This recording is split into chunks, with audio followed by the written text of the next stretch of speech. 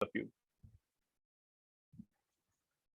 Hello students, I welcome you on your very own YouTube channel Manoj Jahangir classes और chapter number 2 की बात कर रहे हैं 5 year plans in India goals and achievements की बात कर रहे हैं यहाँ पर. This video is completely based on 5 year like goals of 5 year plans in India. ये इस तरीके से पहला मतलब this is the one way in which the question can be asked. The another way is what are the long period goals of 5 year plans. ये दूसरा मतलब इसी तरीके से क्वेश्चन पूछा जा सकता है. गोल्स और long period goals both are same thing.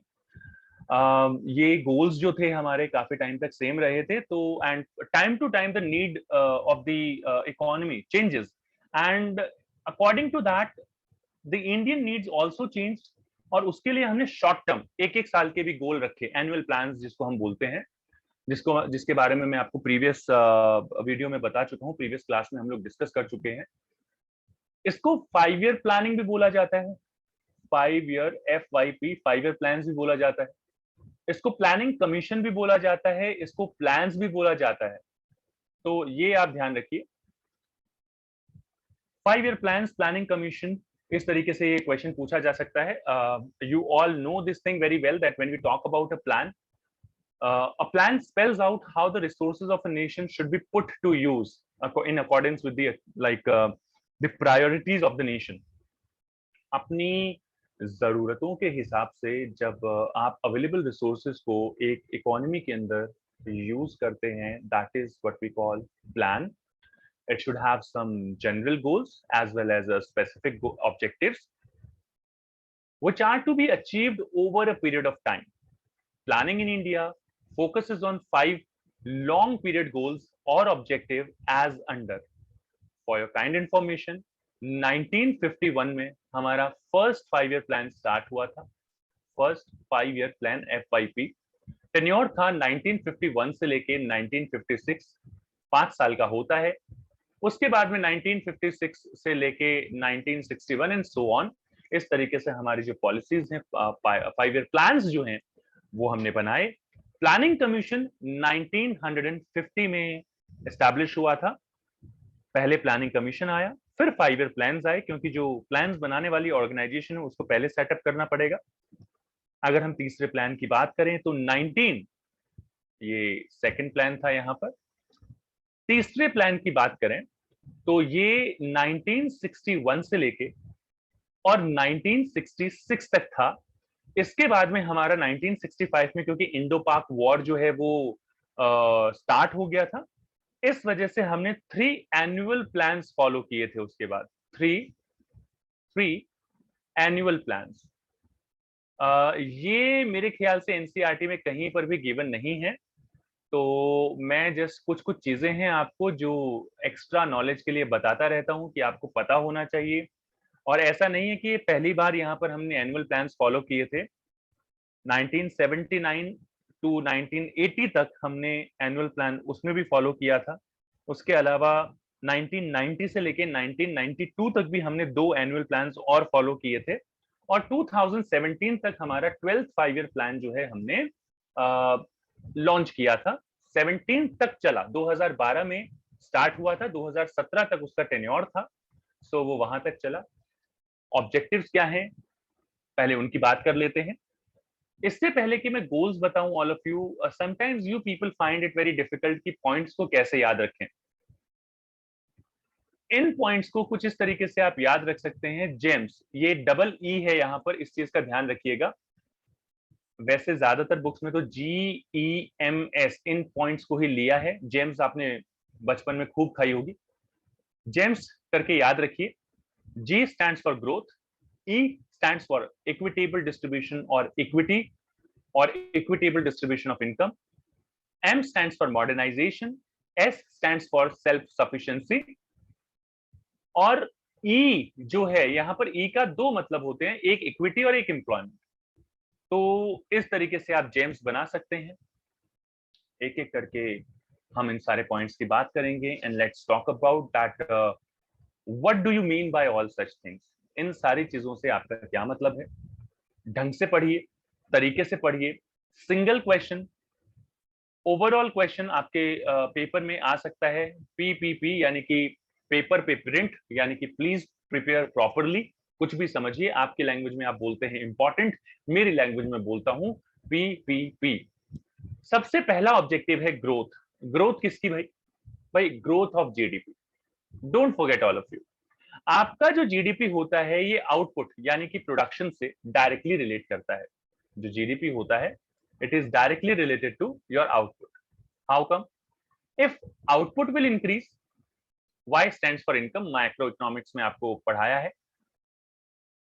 If output will increase, income will also increase, very simple. Now when it comes to growth of GDP, literal terms में आप बात कर सकते हैं, it basically refers to increase in the production of goods and services. जब आप goods and services के production की बात करते हैं then we are talking about growth. तो जीडीपी का मतलब होता है भाई gross domestic product, which means increase in the level of output in the economy. It implies an increase in the, मैं इसको हाईलाइट कर देता हूं, increase in the flow of goods and services in the economy. When the flow of goods and services will increase, when the output will increase, your GDP will automatically increase. आपका GDP अपने आप increase हो जाएगा। GDP को कुछ आप ऐसे समझ सकते हैं, you can think of the GDP as a cake. Cake की तरह समझिए। Growth is increase in size, growth का मतलब है उसका इंक्रीज इन साइज। समझिए यहाँ पर छोटा सा केक है, आपस में बांट लीजिए, खा लीजिए। और कहाँ मिलेंगे आपको ऐसी क्लासेस जहां पर केक भी बट रहा हो? ये धीरे धीरे साइज केक का इंक्रीज होता जा रहा है। That the increase in size is basically growth of the GDP. इसको आप ग्रोथ ऑफ जीडीपी बोल सकते हैं। धीरे धीरे जैसे जैसे प्रोडक्शन एक्टिविटी बढ़ती है केक का साइज इंक्रीज होता जाता है, लेकिन इंक्रीज होने के साथ साथ आपको कुछ चीजों का और भी ध्यान रखना पड़ता है जो मैं आगे आने वाले पॉइंट में बताऊंगा। So you can think of GDP as a cake and growth is increase in size of the cake. If the cake is larger, more people can enjoy it. ज्यादा बड़ा साइज, ज्यादा लोग एंजॉय कर सकते हैं। The GDP of country is derived from the different sectors of the economy, primary, secondary, tertiary, जिनको आप agriculture sector, industrial sector, service sector भी बोल सकते हैं। तो इन तीनों का जो टोटल प्रोडक्शन होता है, आउटपुट के आजू बाजू घूम रहे हैं हम, देख लीजिए। इन तीनों का total is basically known as GDP of the economy. Like आप इन तीनों का टोटल कर लीजिए। If you are familiar of product method, production method, तो आप लोगों को और अच्छे तरीके से समझ में आ जाएगा। The contribution made by each of these sectors makes up structural composition of the economy. किस तरीके का स्ट्रक्चर है, किस चीज की डोमिनेंस है, एग्रीकल्चर की, इंडस्ट्रियल सेक्टर की या सर्विस सेक्टर की, इसको स्ट्रक्चरल कंपोजिशन बोलते हैं हम लोग। That what is the contribution by the primary sector, secondary sector and tertiary sector in the economy. तो यहाँ पर हम लिख लेते हैं कि प्राइमरी, सेकेंडरी और टर्शरी, इन तीनों का कितना कितना परसेंट जो है वो कंट्रीब्यूशन है जीडीपी में। That's what we call structural composition. Word को याद रखिएगा, आगे भी हम इस वर्ड को बार बार यूज करेंगे। Let's talk about growth. When the increase in flow of goods and services is consistent over a long period of time, consistent rise होता है, परसिस्टेंट राइज होता है, कॉन्टिन्यूअस राइज होता है, इनसेसेंट राइज होता है, that's what we call economic growth. तो उसको इकोनॉमिक ग्रोथ बोला जाता है। Thus GDP growth leads to economic, GDP जब ग्रो होती है तो इकोनॉमिक ग्रोथ अपने आप होती है। समझिए फिर से, आउटपुट इंक्रीज हुआ, चलिए जी, इनकम इंक्रीज हुई यानी कि जीडीपी। और अगर ये जीडीपी कॉन्स्टेंटली इंक्रीज होती है, कंसिस्टेंटली इंक्रीज होती है, then it is known as economic growth. चलिए ठीक है। So rise in GDP over a long period of time is known as economic growth. Economic growth जो है यानी कि जो आपका जो जीडीपी है वो आपका दो तरीके से बढ़ सकता है और ज्यादा हो सकता है। First, increase in resource base, if you people will be able to increase the resources in your economy. And another thing that you can increase the productivity. पहला तो रिसोर्सेज बढ़ा लीजिए, दूसरा प्रोडक्टिविटी बढ़ा लीजिए कि कम रिसोर्सेज यूज करके भी जो आउटपुट आएगा पर इनपुट ज्यादा हो। कैसे होता है ये? आप अगर इनोवेटिव टेक्नोलॉजी यूज करेंगे, लेटेस्ट टेक्नोलॉजी यूज करेंगे, then definitely your productivity will also increase. You can compare the primitive technology and the modern technology in the field of agriculture. जो एक छोटा सा एग्जांपल मैं समझा रहा हूं उससे आप समझ सकते हैं। Planning in India, is to ensure, अब ये डेवलपमेंट काम नहीं होता है, ये इंश्योर करना भी होता है that natural resources are fully explored and production technology is continuously improved so that GDP growth achieves momentum. Technology change होती रहे, नेचुरल रिसोर्सेज फुल्ली एक्सप्लोर्ड होते रहे, फुल यूटिलाइजेशन ऑफ रिसोर्सेज होता रहे, एंड डेफिनेटली अल्टीमेटली आपका GDP growth जो है वो मोमेंटम अपने आप अचीव कर लेगा। Right now, we are going to talk about the second point of long-term goals of 5-year planning, planning commission, 5-year plans, equitable distribution or equity. Now, you people must be aware of this fact that in India, 90% of the people, 90% of population gets 10% of the GDP. 10% का GDP 10% population को मिलता है, और 10 और basically यहाँ पर जो 10% की पॉपुलेशन होती है जिसमें अदानी अंबानी ये लोग आते हैं, these people are getting the 90% share of GDP. इनको जीडीपी का 90% शेयर मिल रहा है। Equity is not there, equal distribution of income is not there. Equality का मतलब होता है कुछ इस तरीके से, इक्वालिटी सबको इक्वल इक्वल इक्वल दे दो, नहीं, this is what we call equality. Equality नहीं होनी चाहिए, इक्विटी होनी चाहिए। इक्विटी मतलब आप नीड देखिए हर किसी की। ये क्रिकेट मैच देख रहे हैं 3 लोग, ये पर्सन आराम से देख पा रहे हैं, ये भी कंफर्टेबली देख पा रहे हैं, लेकिन इनके लिए मुश्किल है ये मैच देखना, to watch this match. And equity का मतलब है कि यहां से ये एक बॉक्स उठा के अगर इसको दे दिया जाए तो इक्विटी जो है इकोनॉमी में आ जाएगी। बट इक्विटी डजंट मीन कि इक्वल डिस्ट्रीब्यूशन का मतलब कभी नहीं होता इक्विटी का। तो what does it mean? Equal distribution means every individual in the society gets the same share in the country's national income, country's GDP.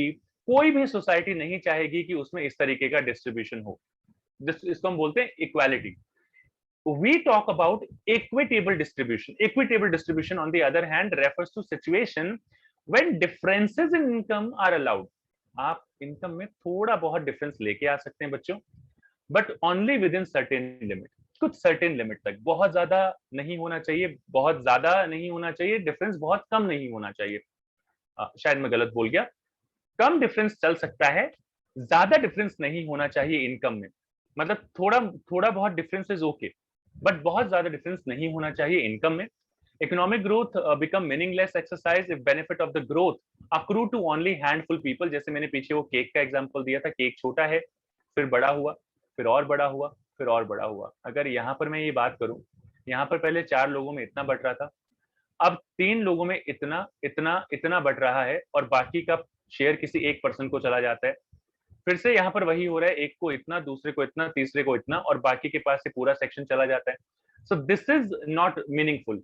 तो अगर size of GDP is increasing, then benefit of this increase must reach to the each and every strata of the society. तो हर किसी तक जाना चाहिए। Growth serve virtually no purpose in the society where rich tend to become richer and poor continue to struggle even for essential of life. तो वहां पर growth का कोई मतलब नहीं है कि आपका ये ग्रो होता जा रहा है साइज, लेकिन उन 3 लोगों को उतना ही केक का साइज मिल रहा है जितना पहले मिलता था, तो it will become meaningless. Benefit of growth must spread across all the sections. सबको बेनिफिट मिलना चाहिए ग्रोथ का, so that distribution of income becomes equitable. Equitable distribution of income का मतलब होता है that social equality, and this is one of the principal objective of the goals of planning in India. याद कीजिए, मैंने पहले भी बताया था आपको, इक्विटेबल डिस्ट्रीब्यूशन होना चाहिए इनकम का। और ये equitable distribution, you please consider the irony, from 1959 we are talking about the equal distribution of income, and see this is 2021, और आज की जनरेशन में भी, आज के टाइम में भी वो इक्वल डिस्ट्रीब्यूशन ऑफ इनकम हमें देखने को नहीं मिलता।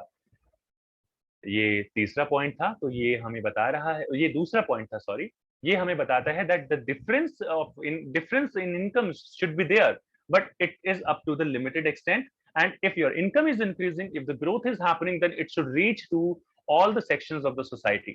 ऐसा नहीं होना चाहिए कि रिच और रिच होते जाएं, पुअर और ज्यादा पुअर होते जाएं। That should not happen. Let's talk about the third point. Third point is modernization. अब modernization 2 तरीके से काम करता है। Modernization talks about the adoption and updation of the technology, आप नई टेक्नोलॉजी को अडॉप्ट कीजिए, अपडेट कीजिए। In the process of growth, जो नाम से ही पता लग रहा है modernization. I asked one student भाई मॉडर्नाइजेशन का मतलब क्या होता है? She replied me sir, suit वगैरह की जगह, साड़ी वगैरह की जगह जब हम स्कर्ट पहन के घूमते हैं, that's what we call modernization. This is a very narrow aspect जो शायद बच्चों के दिमाग में आता है। धोती कुर्ता से जीन्स पहन लेना मॉडर्नाइजेशन नहीं है। Modernization refers to the updation and adoption of modern technology. Technology से डिपेंड करता है, टेक्नोलॉजी से रिलेट करता है, टेक्नोलॉजी पे डिपेंड करता है modernisation. As noted earlier, output can be increased by increasing the pool of resources or by using innovative technology, जो हमने growth of GDP में डिस्कस किया। तो यहां पर हम इनोवेटिव टेक्नोलॉजी वाला पॉइंट डिस्कस कर रहे हैं। Modern age is the age of science and innovations. Science has offered us new ways of doing things, such as such that productivity in farms and factories shown an exponential rise over time. ये modernisation की वजह से ही हुआ है, ये technology की वजह से ही हुआ है। Science has offered us new ways of doing things such that productivity in farms and factories has shown an exponential rise over considerable period of time. आप फार्म्स में जाके देखिए, आप फैक्ट्रीज में जाके देखिए, प्रोडक्शन पहले से बहुत ज्यादा इंक्रीज हो गया है। But this is only the one aspect, this is only the one side of the coin. Modernization का सिर्फ एक एस्पेक्ट है ये। दूसरा एस्पेक्ट है change in the outlook of people, social outlook, social angle of the people. क्या सोचते हैं, तरीका बदलना। यूके, यूएस, सिंगापुर क्यों डेवलप्ड है वो नेशन? इसलिए डेवलप्ड है क्योंकि वहां पे men are also working, and women are also working, and people look at women with a very respectable attitude, those who are working actually. So यहाँ पर हम बात कर रहे हैं कि gender equality की, women empowerment की। So we are talking about that particular thing. If a girl is working, if a woman is working, then that should be and she is taking care of household chores at the same time. We should appreciate the efforts of those women, those girls, those who are doing such kind of work. तो वो equality आना बहुत ज्यादा जरूरी है। That's what we call modernization. And देखिए, अगर आप लोगों को कोई प्रॉब्लम है किसी पॉइंट में, वैसे तो मैं बहुत अच्छे तरीके से एक्सप्लेन कर रहा हूँ मेरी तरफ से, लेकिन अगर आपको कोई प्रॉब्लम आती है तो आप मुझे कमेंट सेक्शन में कमेंट करके बताइए, मैं डेफिनेटली उसे रीड करूंगा और अभी के अभी आपको वो पॉइंट दोबारा एक्सप्लेन कर दूंगा। So it brings social prosperity, economic prosperity in the nation. अगर ये सोशल एंगल भी चेंज होता है, अगर इंडिया में भी ये चीजें फॉलो होनी शुरू हो जाएं। आपने देखा है कि यूजुअली क्या होता है कि विमेन को चाहे सीए कर ले, चाहे कुछ भी कर ले, पता लगे शादी के बाद लड़की घर पे बैठी हुई है, क्या फायदा है इतनी एजुकेशन का? मम्मी पापा ने इतना पैसा लगाया, पढ़ाया, अगर आप उसका यूज नहीं कर सकते हैं तो ये एक पर्सपेक्टिव है। फोर्थ पॉइंट है सेल्फ सफिशिएंसी। इट मींस आप जो प्रोड्यूस कर रहे हैं वो अपनी कंट्री में प्रोड्यूस करें, दूसरी कंट्री से आपको मांगने की जरूरत ना पड़े। सेल्फ सफिशिएंसी का मतलब होता है dependence on domestically produce goods. Onida, Videocon, इस तरीके के प्रोड्यूस घर में ही प्रोड्यूस होते थे 1991 से पहले। पर्टिकुलरली फूड ग्रेन पे हमने स्पेसिफिकली फोकस किया। This goal was accorded high priority during the first 7 5 year plans. 7 plans में हमने बहुत ज्यादा इसको इंपॉर्टेंस दी। The basic idea was not to expose Indian economy to the political pressure. तो दूसरी कंट्री क्या है, पॉलिटिकल प्रेशर बनाने लगती है अगर हम उनके ऊपर डिपेंडेंट होते हैं। India wanted to be self sufficient. India को सेल्फ सफिशिएंट होना चाहिए, सिर्फ फूड ग्रेन प्रोडक्शन में ही नहीं। फूड प्रोडक्शन में अगर आप सेल्फ सफिशिएंट होते हैं तो आप अनसर्टेनिटीज ऑफ सप्लाईज को अवॉइड कर सकते हैं। इसके साथ साथ आप टेक्नोलॉजी में भी सेल्फ सफिशिएंट बनिए, इक्विपमेंट, डिफेंस इक्विपमेंट्स में भी सेल्फ सफिशिएंट बनिए, तभी ये बात बनेगी। पीएल 480 का मुझे एक इंसिडेंस याद आ रहा है कि हम लोग, इंडिया जो है अमेरिका से, यूएस से एक ट्रीटी हुई थी जिसमें कंसेशनल वीट खरीदता था, और जब भी कोई हमारा वॉर होता था पाकिस्तान के साथ तो अमेरिका हमारे हमेशा हम पे प्रेशर बनाता था, इंटरनेशनल लेवल पर भी कई बात मानने के लिए प्रेशराइज करता था। तो अब वो चीजें नहीं है। Now we have become self sufficient, वो हमें बियर करने की जरूरत नहीं है। The last point, fifth point, gems, याद रखिए शॉर्टकट है जेम्स। ये ई जो है टू टाइम्स आता है, इसको स्क्वायर कर दिया है मैंने। full employment का मतलब है it is a situation when all the people who are willing and able to work are getting the work at prevailing market wage rate without any kind of difficulty. अगर full employment होता है, क्या फायदा होता है? social objectives पूरा होता है planning का, लाइक जो काम करना चाहता है उनको काम मिल जाता है, कोई प्रॉब्लम नहीं आती है। और फुल एम्प्लॉयमेंट इसलिए भी होना चाहिए क्योंकि it is responsible for inclusive growth of the economy. सबको इंक्लूड करता है, किसी को एक्सक्लूड नहीं करता। More people will participate, more and more people will participate in the process of growth, तो बेनिफिट्स भी हर एक सेक्शन तक पहुंचेंगे, वाइडर सेक्शन तक पहुंचेंगे, and it also leads to the social justice, social welfare, growth with social welfare, and this is the objective of full employment. Overall ये सारे goals हैं 5 year plans के। आज की क्लास में इतना ही, बाकी मिलते हैं आपसे नेक्स्ट क्लास में। Till then, take care and goodbye all of you.